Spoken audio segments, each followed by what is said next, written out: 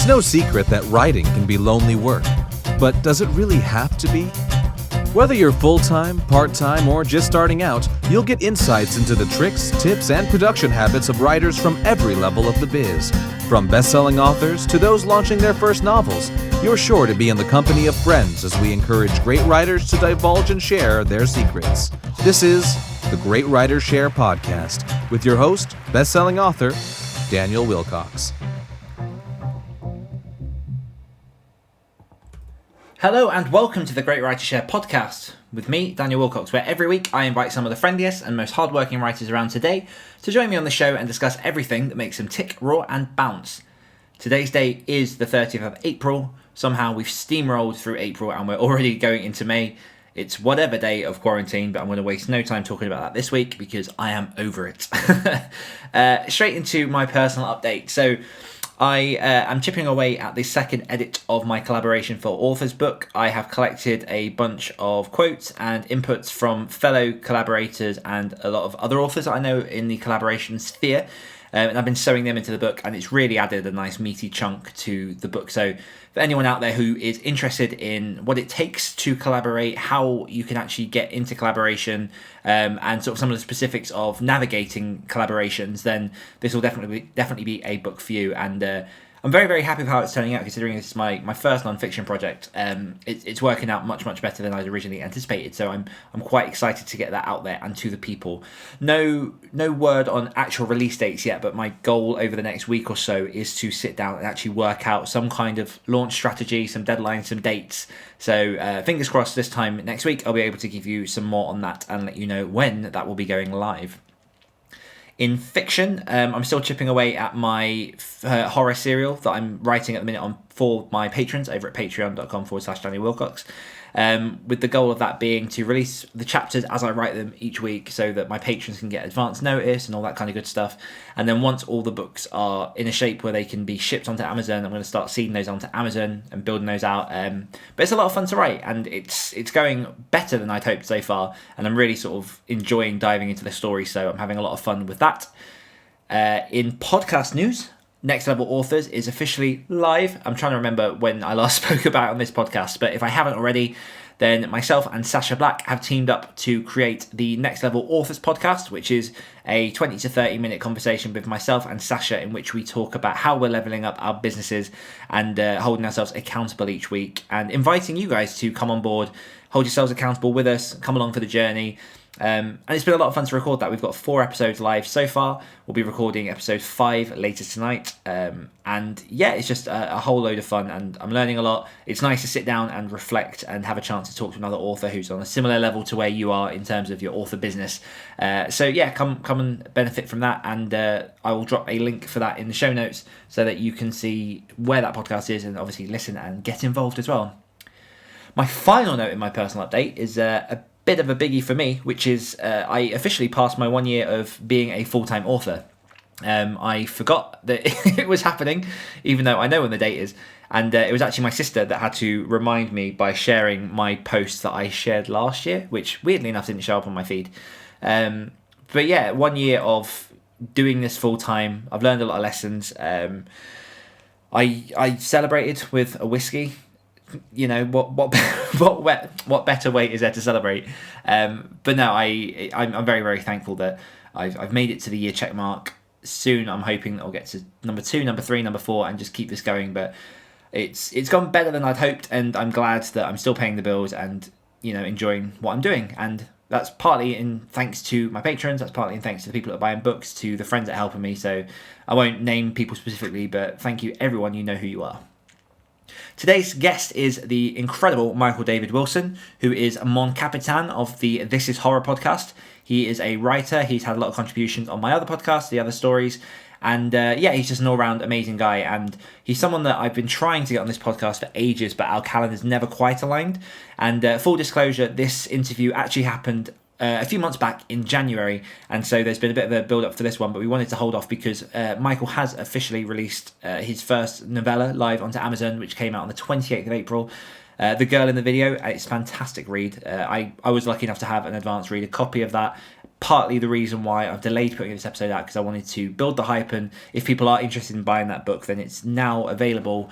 So you can jump over to Amazon, get involved, buy that, and you don't have to wait 3-4 months to actually to read a book that I've promoted on this podcast. This interview, we really go into all bases. Michael runs This Is Horror podcast alongside Bob Pastorello, and he's a very long form speaker, and he's obviously an interviewer as well. So we go all over the place here, and this might actually be my longest interview I've done on this podcast. So if you're listening, Michael, you're holding the record at the minute.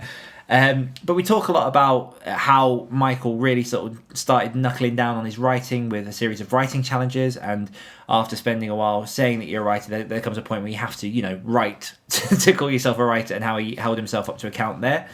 Talks about creating your own opportunities in terms of entrepreneurship and ways to find gaps in the market, and how that built some of the stepping stones for the journey for his author career. Talk about confronting fears. We talk about mental health, giving yourself permission to not be okay. We go a little bit into the inception of This Is Horror and how that came into being. And then, of course, we dive into the girl in the video and the journey that book has taken from when it was first written back in 2017, I believe it was, to being published now, April 2020. Obviously, some books do take a long journey, so it's very, very interesting to see the process that went behind that. And if you're looking at putting out your first book, or you're looking at going down the line of going through a publisher, then this is definitely one that you want to stick around and listen to.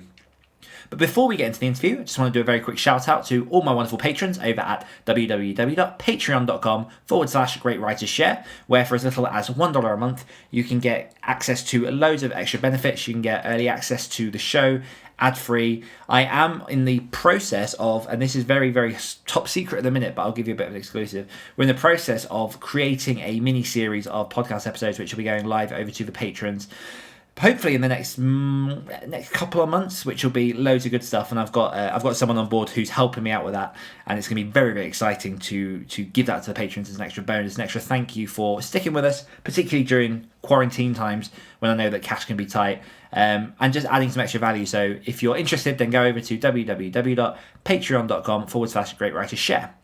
But now, without any further ado, we'll dive into the interview with the one and only Michael David Wilson. Enjoy.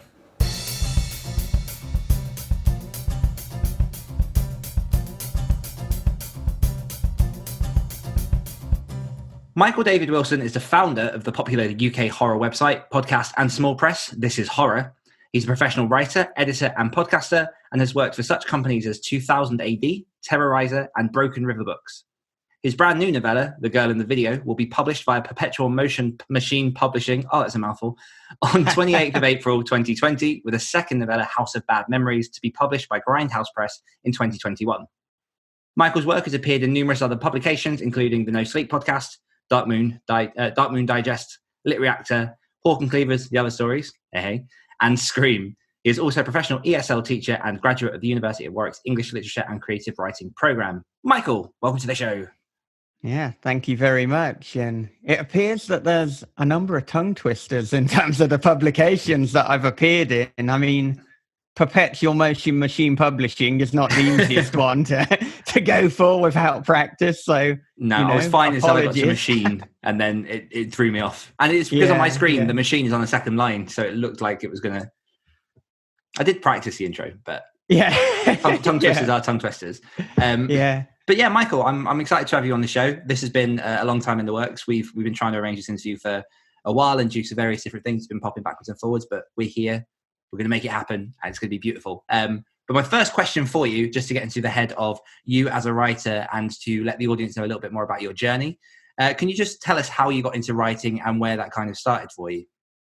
Yeah, I mean, if we're going to really go back to the beginning, I mean, it's a little bit of a cliche, but to be honest, I've been writing stories ever since I was young. And I think if I was to try and pinpoint it, it probably came from my grandmother telling me these ghost stories when I was 4 years old, which, maybe questionable grandparenting, but it certainly unlocked something for me. And then from there, I was just writing stories at school, telling stories to anyone who would listen and probably to people who wouldn't listen as well. And I mean, I've always been attracted to both writing and I guess the more macabre and horror. And it's kind of difficult to say why you're attracted to that. You can try and analyze it, but it's just something that resonated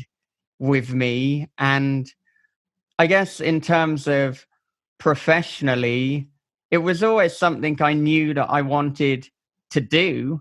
And in fact, when I was 13, I had a go at writing a very cliched zombie novel. It was mostly a rip-off of Resident Evil, but I just thought, let's see how that goes. And then I also sent a copy to my grandfather. So both grandparents were involved in this, and he gave me some edits and like actually read through the entire thing, which was pretty impressive considering this is like a 13-year-old ripping off Resident Evil.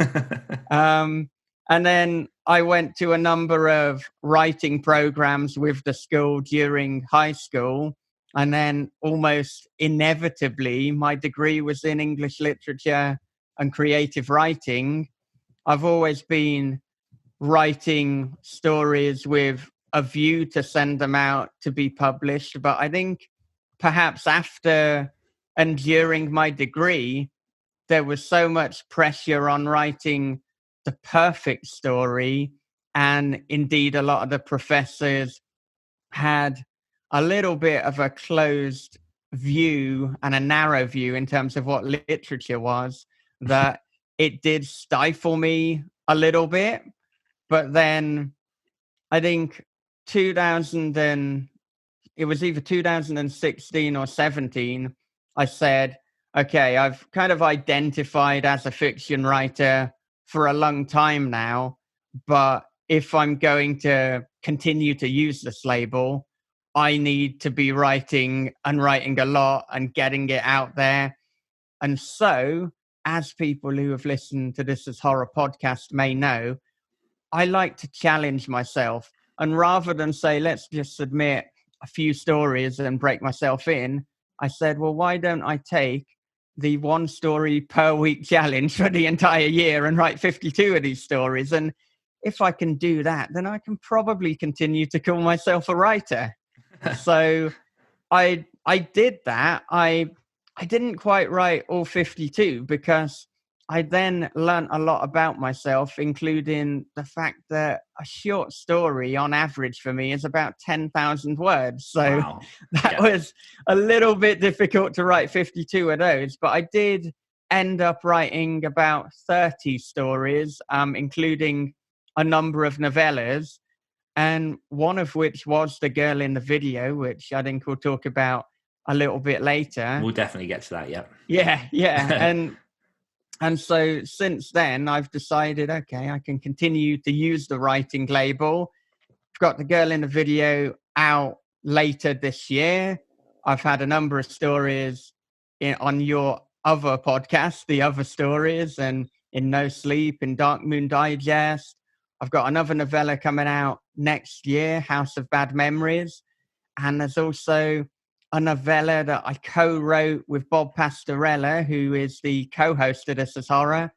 And whilst we haven't announced anything yet, so I suppose in a way this is a bit of an exclusive, but we're hoping, we're hoping to release that in Halloween of this year. Wow. So that is how the writing journey started. And indeed, I've waffled on and kind of told you not only how it started, but where we are today. No, that's absolutely perfect. There's a lot of stuff that I want to pick from that, actually, because you said a few things that I found quite intriguing. The first one being, you mentioned about talking to the other kids at school and telling them stories. How did that look for you? Because I'll in my own experience, I've never had any sort of friends or people that were that kind of storyteller, narrative type of person. Were you telling them sort of mini horror stories? Was it just sort of you finding a creative way to explain your day, or like a story of something that happened? How did that look for you?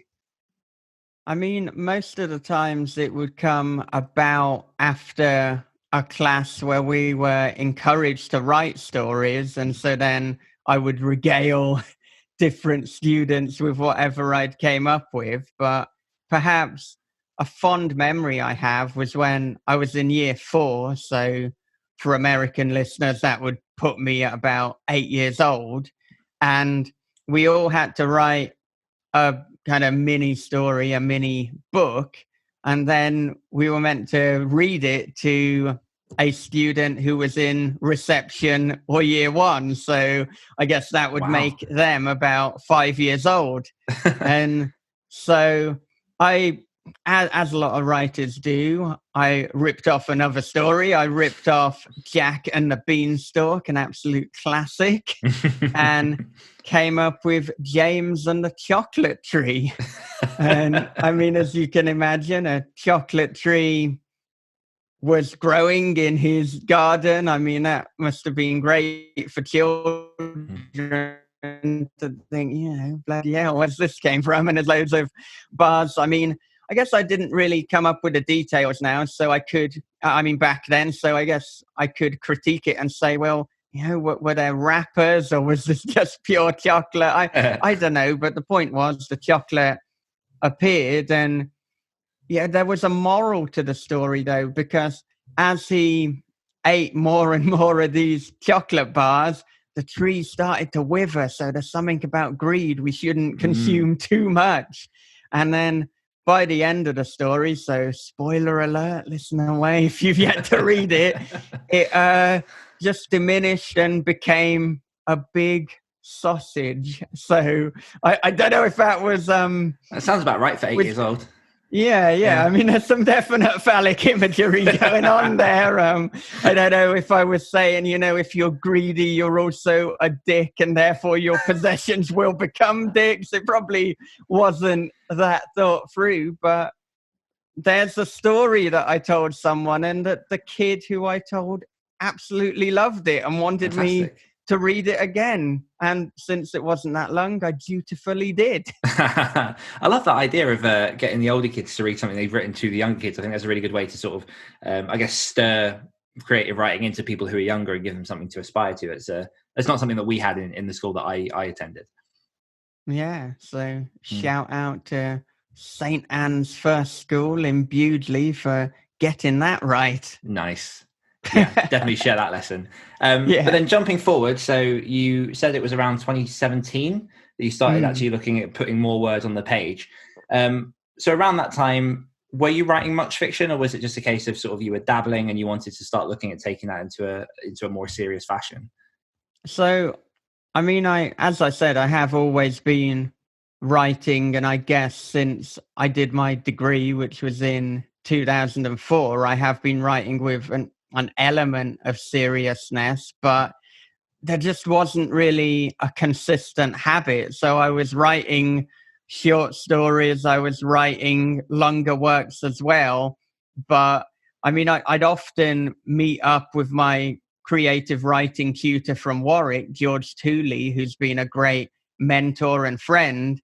And often he would ask me how the writing's going, and it's like, yeah, it's okay. I've got a few things that I'm working on, but then I'd find that maybe 3 or 4 months have passed, and if I was being honest, it's like, well, what have I really done on that story? So there were things that were written, but there was no urgency to it. And I mean, yesterday, in fact, me and Bob were talking to Kelly Dunn, who's a writer and also a contributor for Famous Monsters.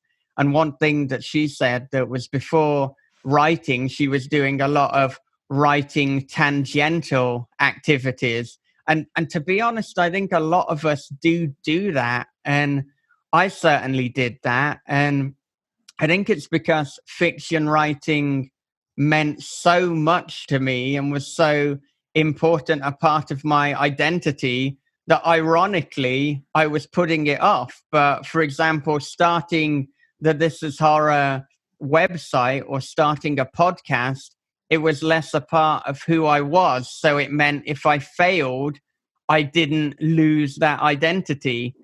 But sooner or later you become more frustrated and you think, well, you have to say to hell with the fear and you just have to write anyway. So I'd had a number of stories that have been published before 2017, but that is kind of the point where I can recognize it and say I was going to take writing seriously.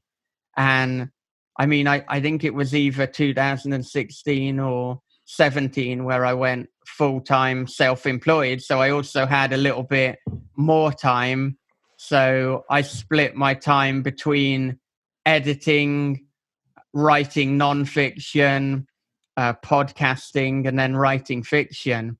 And in terms of writing nonfiction, that has never been a problem for me. I mean, since I was 13, I've been writing for various publications. I wrote a football column called The Premiership for the local magazine. And then I also had a video games column for the local newspaper, which was pretty cool back in the day. Because, I mean, I found that if I wrote to different games companies like Sony and Konami and Electronic Arts, and I said, look, I've got this column, you send me the game, I will give you the review.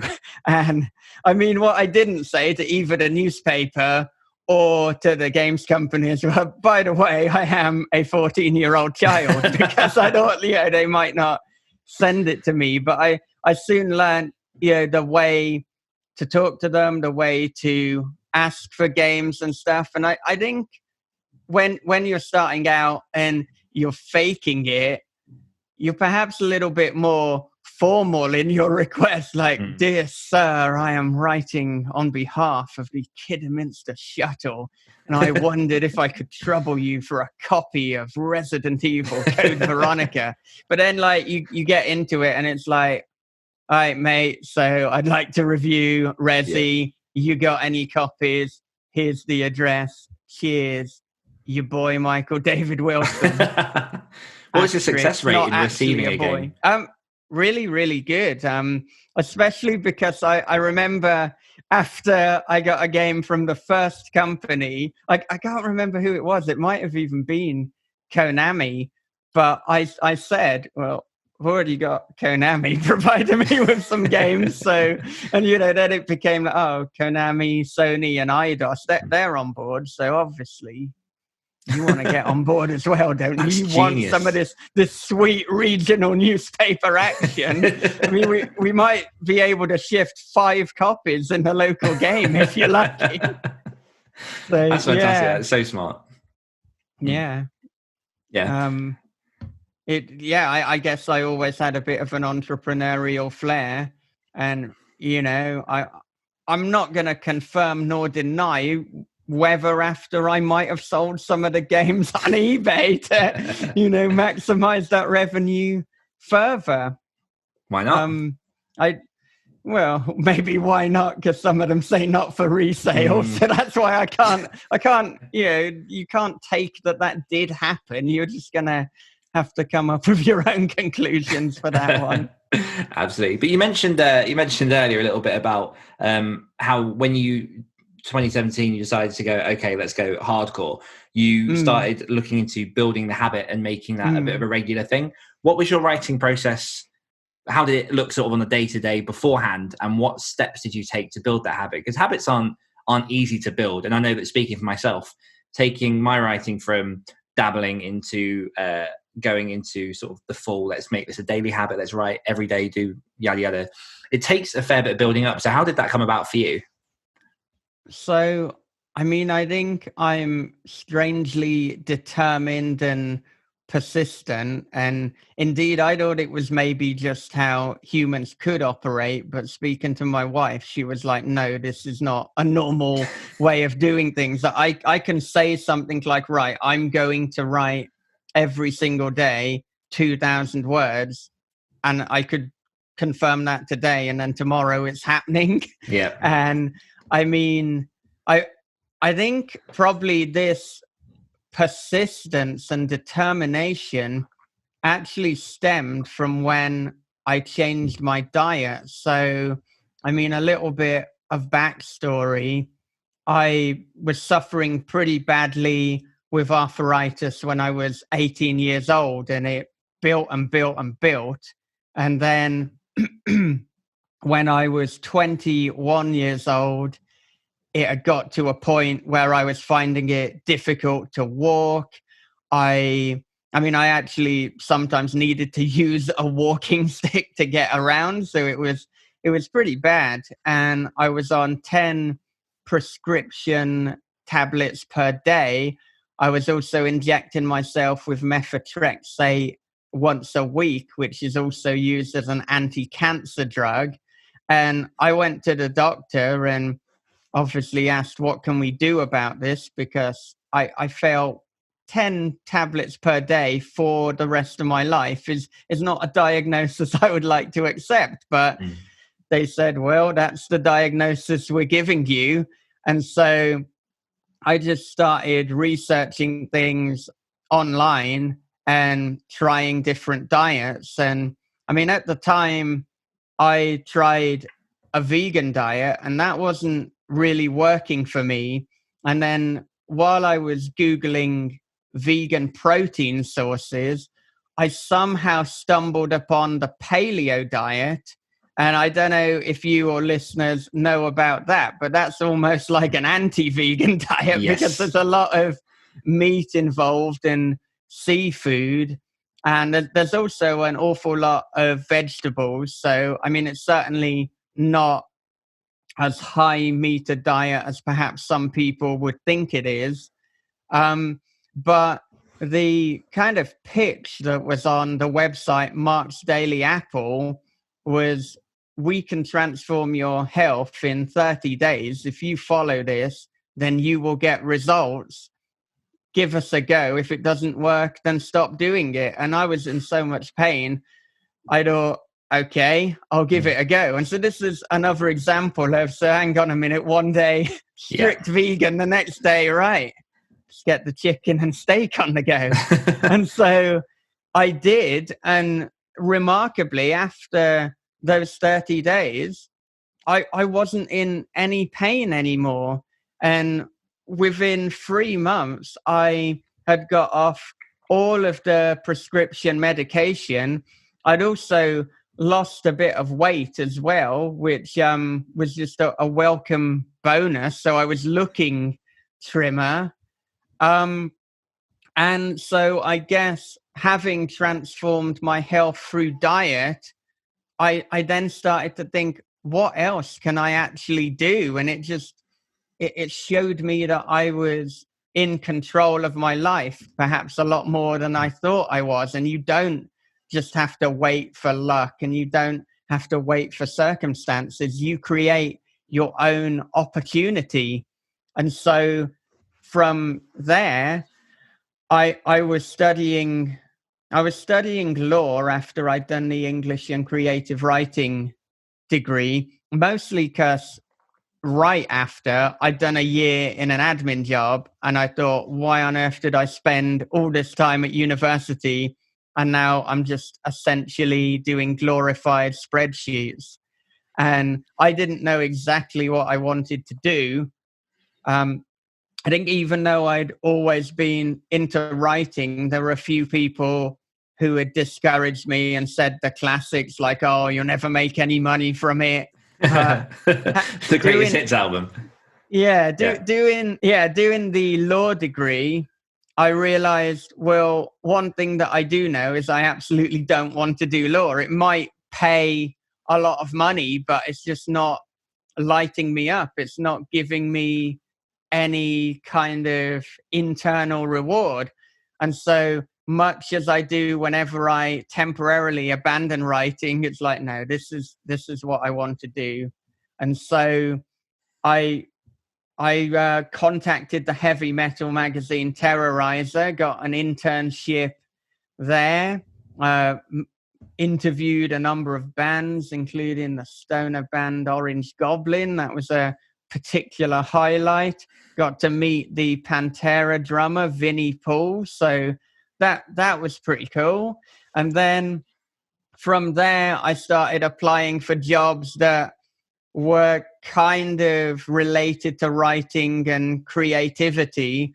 So I landed a number of jobs within marketing because at least you get to write some copy, and it's a useful skill for promoting books, which, came later. And then I formed Read Horror because I was looking for where there is a kind of demand and my interests and skills crossover. And I found that there aren't a lot of publications that are focusing on horror fiction. We've got a number of fiction outlets that are reviewing literature. We've got a number of horror outlets that are mostly concentrating on horror movies, but there did not seem to be a lot of horror fiction outlets. And so Read Horror was born. That became This Is Horror. And here we are today. It's all led to this interview. It's crazy. There's there's so much there. I just want to pick a couple of things I want to highlight as well. Is one of the things that I find so important, and particularly in, again, my own journey, and from the things that you say you highlighted, is the fact that with the paleo diet, for example, you had a win where something worked. So you tried something for X amount of days, you reached that end and stuck with it. And then from that, you experienced enough of a win that you knew that something was working. So you've now got that in your own ecosystem, where if you tried other things, you're more prepared for stuff to work, to fail, to accommodate that, because you know that something that you might not have expected to have won did. And I think that's such a big thing for writers who are scared of putting their finger to the keyboard, feel like they can't do it. The other thing that you touch on, which I'll feed back into that as well, is the fact that you seem to, along your journey, have tried so many different things, and they're not all related, but they've all got sort of transferable skills. And I think that ability to just keep on trying to find the things that work for you, and as your life progresses and as people journey through, you find the things that you can knit together. And like you say, that then culminates in This Is Horror and everything else that's kind of sprung out of that. Because for people people listening who might not be aware of This Is Horror podcast on the website, I mean, it's big. You get some incredible names on your podcast. You have top tier horror writers come on board. I was looking through, I was seeing, was it between 10 and 20,000 downloads per month for that podcast itself, which is phenomenal. So congratulations on all that success. But that all sprang just from you jumping over here, giving it a go, and just keep pushing it through. And I think that's definitely something worth commending, obviously, on your side, but also displaying to the people listening that it's possible if you just stick with it and keep going. Yeah. And I mean, I guess the origin story of the podcast is a bit of an interesting one as well, because it was a combination of me confronting my own fears and perceived weaknesses, and also, again, noticing a gap in the market. So, I mean, I found that I wasn't that great at public speaking, and I thought a good way to confront that, and indeed something that Tim Ferriss says a lot, and Tim Ferriss's books and his podcast have been really inspirational. And I kind of found him via paleo because he's almost paleo-tangential. He's sort of in that world, if you like, that health space. But he talks about confronting your fears, and if you do something enough times, then eventually it's not going to be a fear anymore. So, I mean, most people, again, if they think I find public speaking difficult, or think, well, we'll look if we can ease into it. And I thought, well, how about if I book a reading event with some of the greatest writers in the UK, people like Adam Neville and David Moody. We book out the Warwick Arts Centre Conference Hall, and then I host it. On the day, I was thinking, what the hell have I done? I was absolutely nervous with that. I was really bricking it, but I mean, I managed to do it. People enjoyed it. And then from there, I thought, well, let's do the podcast and let's see how that goes. Also, as I say, there was a bit of a gap in the market. So I guess the three podcasts that influenced me were, there was Horror Etc., who were concentrating mostly on analyzing horror movies. There was the Booked podcast, who interview people but also review various books, but they're not quite horror. They're more genre as a whole. So, of course, they do cover horror, but there's sci-fi, there's thriller, there's crime.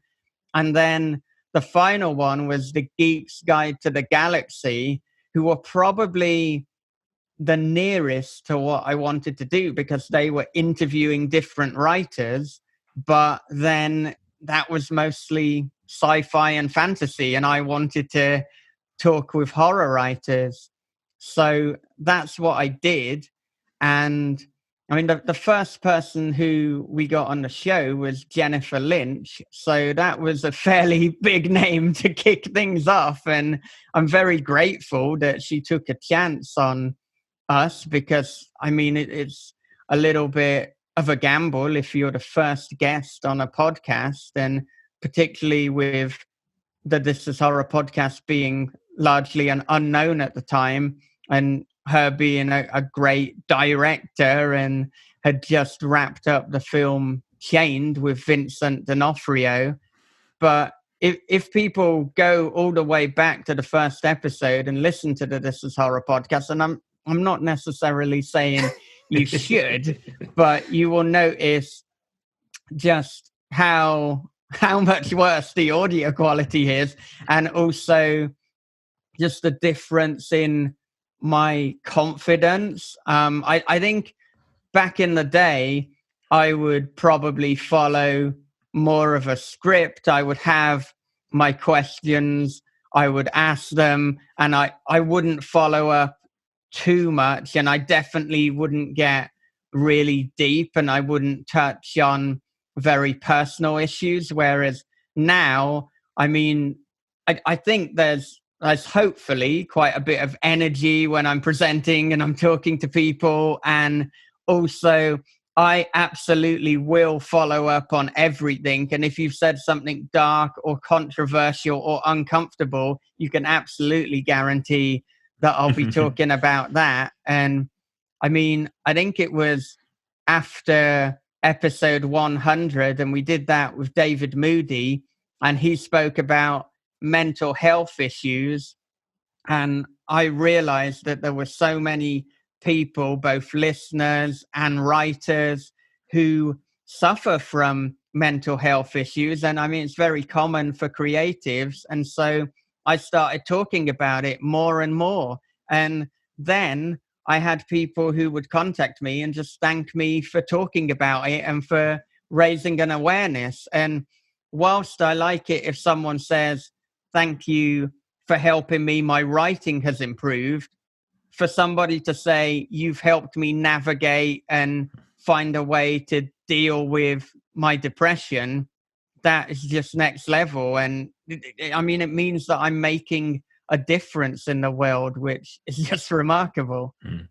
Yeah, it's got to be such a huge win for yourself. And like you say, it's something that a lot of people go through. I've had a couple of guests on previously where they've spoken a bit about their sort of issues in terms of mental health and how that affects their sort of writing life. And I know that you yourself have been through a fair few experiences from some of the episodes of yours that I've listened to. Yeah. How do you find that your coping mechanisms have advanced over the past sort of year or so since you've sat down and started taking the writing more seriously? Because I'd personally feel like mine not dropped so much, but because I'm constantly throwing myself into the page, and I found that because writing can swallow you entirely sometimes, and it's always there when you're, particularly if you're full time, it's always there in your head, that sometimes that can have a bit of a detrimental effect. And finding the balance between each for myself is something I'm still working on.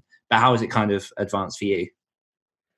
Yes, it's a big question, and there are many facets of both mental health and then mental health specifically pertaining to writing. So, I mean, in terms of mental health in general, the first step was admitting that I suffered from mental health issues, because whilst if I trace back and look at my life, it's obvious that I've always been prone to depression. It wasn't until I guess around 2016 that I actually told people that, you know, I was prone to depression, because I think there was the terrible misconception that actually to admit to weakness is in itself weakness, whereas actually it's strong. It takes courage to admit to that.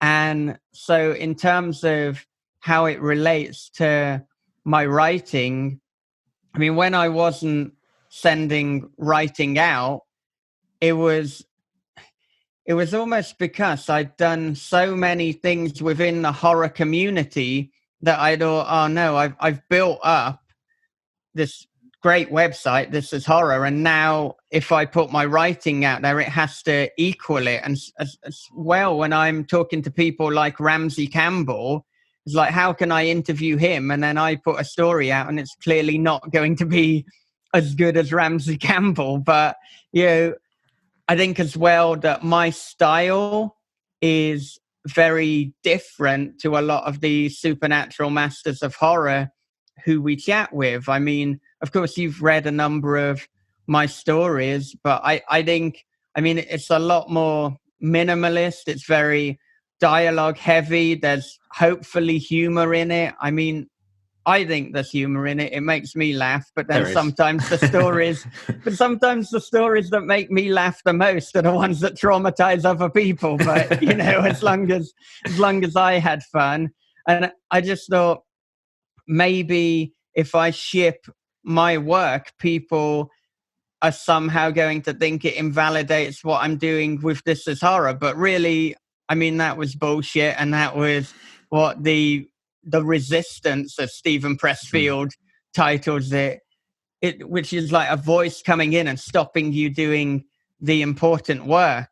And so on a number of levels, just when I started writing the work and showing the work to other people, it became easier every time, much as it did with podcasting. And I think, for most things, the more you do something, the easier it becomes. It could also be applied to diet. It can be applied to lifting weights and fitness. It can be applied to cultivating a meditation habit. As cliche as it is, to just start it and to just do it makes things easier.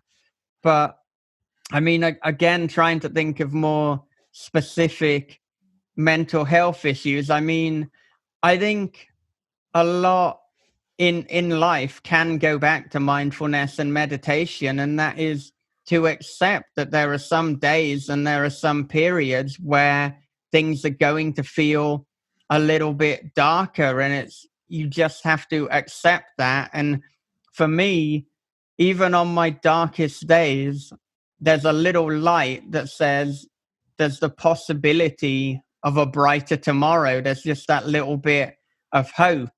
And also being kind to myself. If there's a day where I'm feeling utterly destroyed and I don't want to write, giving myself permission to not write on that day. Just go for a walk, have a lie down, play a video game, do whatever you need to do. And not beating yourself up is a really important lesson for life. And I think particularly if you are target and goal driven, as I am, and as I know you are from listening to your podcast, it's easier said than done. And sometimes if I was sitting there not doing work, I would feel guilty. But I burnt out in I think 2015, 2016 for trying to do too many damn things. And then after that, I realized that another part of the creative life is taking that time to recharge and taking that time, to sleep, as silly as that sounds, but getting the necessary sleep per night, whatever that is for you. For a lot of people, it's between 7 and 9 hours, but that is an important way of recharging and being able to optimize the next day. You can't optimize it if your battery is on low. And also just taking a broader look at things and seeing what's important to you. And I have a wife, and there were times when I probably wasn't spending a lot of time with her because I was obsessing over the writing. Now, luckily, she stuck with me and I spend a lot more time with her. But now I also have a daughter. So, I mean, I don't know if you found this as well, but having a child in a way simplifies things because now she comes first and her needs are first. So it can make deciding what to do easier because if it benefits her most, that is the thing that I'm going to do. And as I say that, I was going to say, I've forgotten what you asked me. No, you asked me about mental health, but I think we've covered a lot, so I'll let you I think there's jump back in. Yeah, no, there's a lot of advice there, a lot of stuff that definitely resonated.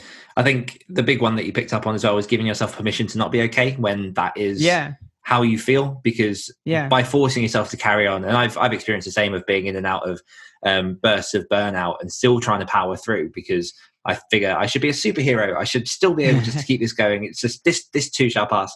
But no, actually giving yourself that time sometimes. And this weekend for me, bar this conversation, which I don't really count as work because it's always nice chatting to people. I've put the writing aside just to regenerate, have a bit of a break, spend some time with my son, and similar stuff to that. But one of the things that you mentioned a bit earlier, and one thing that we do want to get onto is the girl in the video.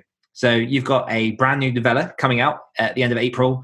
I've read it. I've had an advance copy. I hate you for it because I was shattered. I was like, I'm going to read a chapter or two and then I'm going to go to bed. And I read the whole fucking thing in one sitting and stayed up past my bedtime. So thank you for affecting my own mental health. But yeah, let's discuss where you say that idea came from one of your short stories out of that period of trying to hit a short story every week for a year.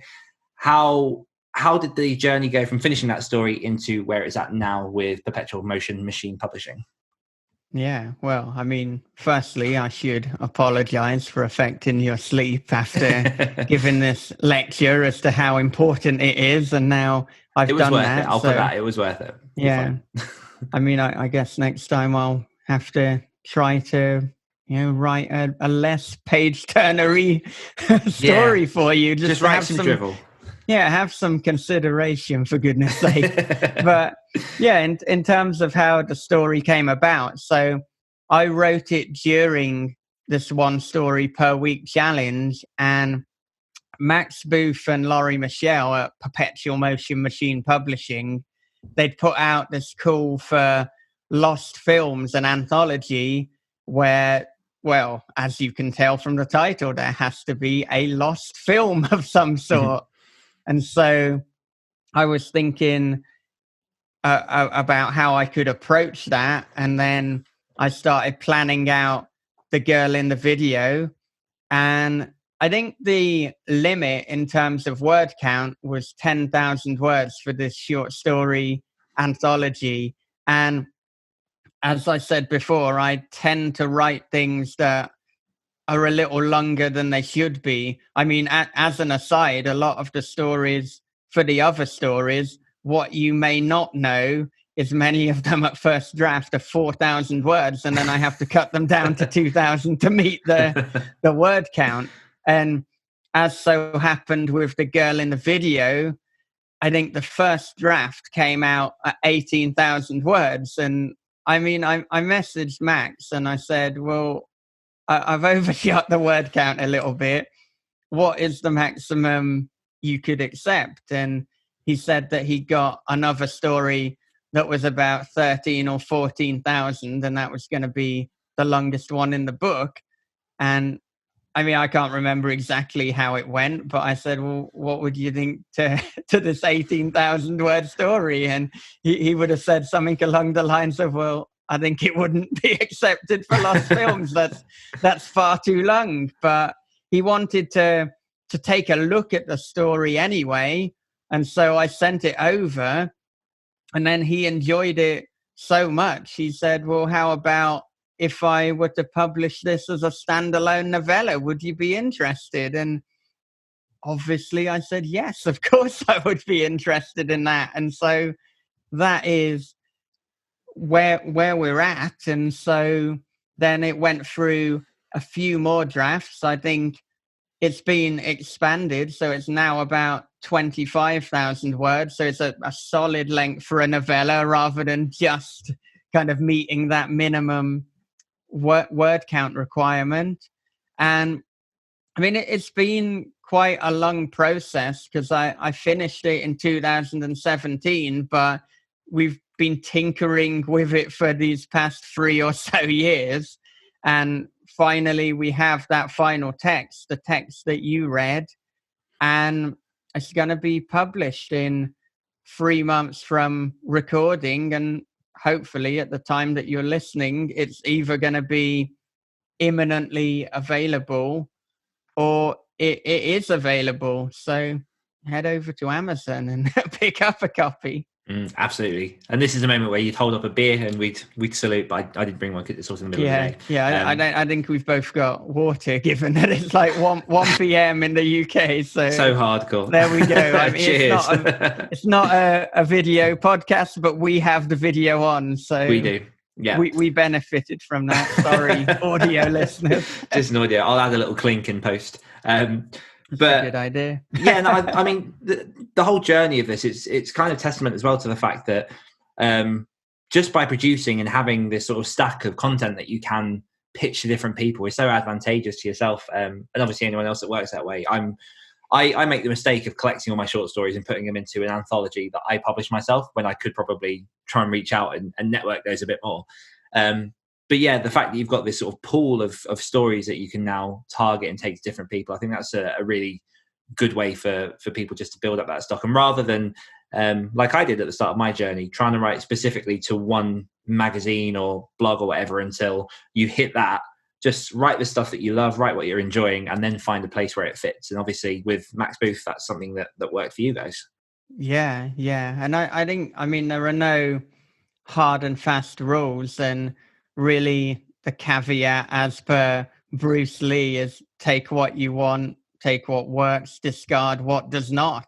And I mean, I think you've put all your stories together in your own anthology. Other people have spread them out with other publications, and you do what works and what you think is right at the time. And I mean, for me, I'm quite attracted to the hybrid model of publishing, where there's a few things that I'll independently put out, and then there are other things where I'll go with small presses or hopefully in the future traditional presses, and I'll see what works for me. I mean, it is a bit of an experiment, but I think things are a little bit more complicated for me because I've published things via This Is Horror, and I've got that experience working as an editor and a publisher.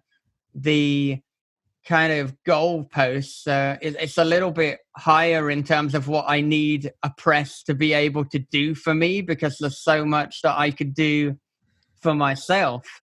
So I'm seeing what works and which one is going to be most beneficial for me. So, I mean, part of the reason for going with Perpetual Motion was that I respect Max and Laurie. I like the work that they've put out. I know that there's always going to be high quality in terms of what they do.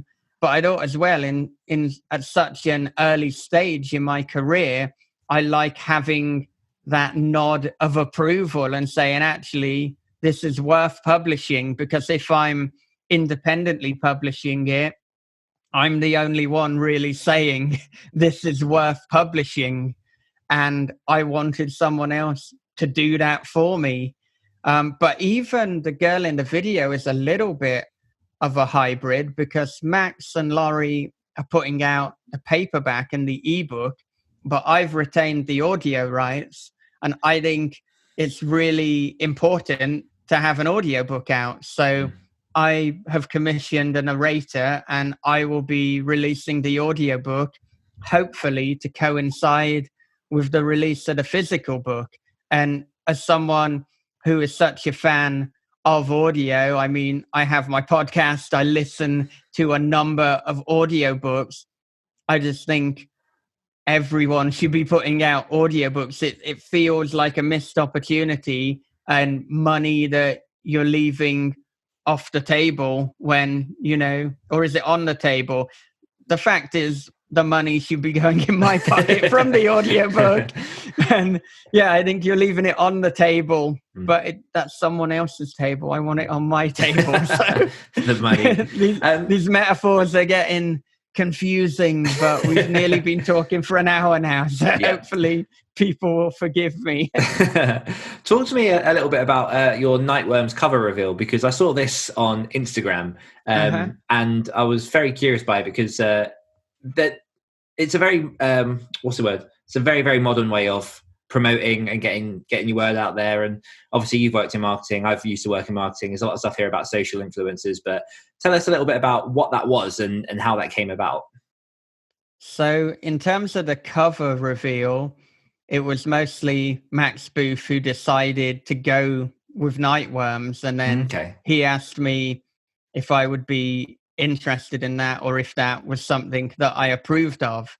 Now, I did, because Nightworms are a fantastic company. They put out a lot of curated boxes of horror books, and indeed I sold them a number of copies of A House at the Bottom of a Lake by Josh Malerman for their Malamaniacs package. So I mean, I knew that working with exactly, nice little throwback to the Hulkamaniacs as well. So yes, take your vitamins and all that. But like working with Sadie and Ashley at Nightworms was a pleasure. And these are two people who are very passionate about horror. They also have a big presence in the Bookstagram world. And so it just seemed like a no-brainer, really, to get them to reveal it. Also, I think that two emerging promotional markets that are often neglected are both Bookstagram and YouTube. I think, of course, podcasts are essential, but I feel that people know that now. I feel more and more people are coming on podcasts to promote their work. But I think Instagram, even though it's been around for a while, not that many people are utilizing it. And I think that is a mistake. And I think you've got social media networks that I think are dying in some way and are on the decline and are not as influential as they used to be, like Facebook. But then you've got other networks like Bookstagram, where I just think Bookstagram isn't the social network, Instagram.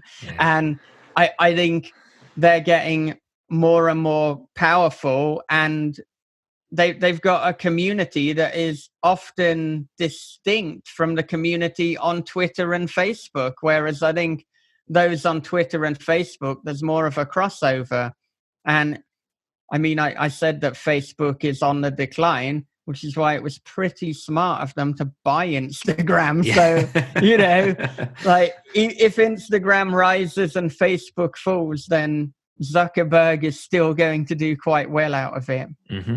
Absolutely. We are coming up close to time now. So I'm going to ask one more question before we go on to our Patreon question. And that question for you is, what impact do you wish to have from your writing? Well, I think I want to be honest, this is going to sound a little bit Garth Marenghi as I'm thinking how I'm going to answer this. But I do want to entertain people. But at the same time, if I can make people think about different issues and affect people in some way, then that would be fantastic. I mean, I think what you want as a writer and what I want is just to make someone feel something, to elicit a reaction. And that's why I also think it's far better to get a load of 5-star reviews and a load of 1-star reviews than for everything to be kind of 3 stars, middle of the road. You don't want to put out a lukewarm book. You want to put out a book that is really going to affect people. And if you have to have haters to have lovers, so be it. Nicely put. Okay, so this question was submitted by one of our patrons over at www.patreon.com/greatwritershare. And this is from Ian J. Middleton, who asks, are there any common mistakes you see from first-time horror writers when it comes to short stories and novels? I think because I do a lot of editing, I notice a number of mistakes that are not just common to horror, but common to writing in general. And often that is using dialogue tags when they're not necessary. People keep reminding you who is talking when there's only two people in the conversation. I think added to that, adverbs with dialogue tags when they're not necessary. And I mean, Stephen King said in his book on writing that if you're going to use adverbs, firstly, use them sparingly, but use them when what you're saying is surprising, or use alternatives to said when it's surprising. So if it's obvious that the line of dialogue is shouted, you don't need to say shouted. You can show that through the punctuation, and you probably don't need to have any dialogue tag at all. But if somebody is scolding someone but they're whispering, now it's a case for throwing that in. So that would be an example of something that people starting out do a lot. I think as well, you'll see people writing things in a way that just shows that they're not confident, and they'll use various filler words like maybe and perhaps, and just things that aren't as concrete. And if I had a manuscript in front of me, I could definitely pull up better examples, but because I'm doing this on the fly, I can't. So there you go. But there are things that are definitely quite, I know that I see a lot, and particularly first drafting a lot as well. I think, sorry just to cut into you, but I think first drafting, you get a lot of first writers don't go back with the editorial eye, where I think the more you experience your own writing and see other people's, the more harsh you are when you go back and edit. So I can imagine that when you're looking at scripts, early writers maybe haven't taken out so many of those early mistakes as other people. Yeah. And there's so many words that are overused, like just and though and only, and everyone's just doing something. Oh, you just nipped out to the shops. I'm just going to try this and just do that. And there are cases when you need to use just, but do it sparingly. And I mean, for words like that, I will go through, I will find just, and I will have to justify, pun intended, whether that just is needed. And if you don't need it, do not throw an equivalent of just in. Don't put simply or anything like that.